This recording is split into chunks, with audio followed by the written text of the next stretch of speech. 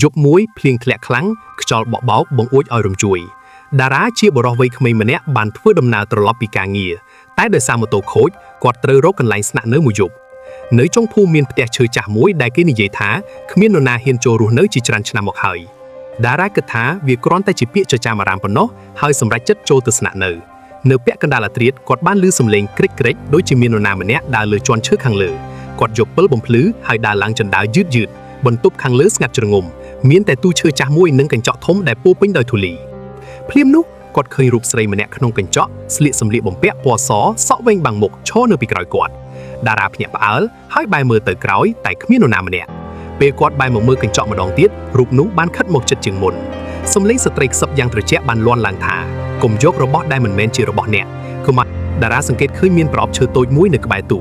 គាត់នឹកឃើញថាមុននេះគាត់បានរើសវាមកដោយគិតថាជារបស់ចាស់គ្មានម្ចាស់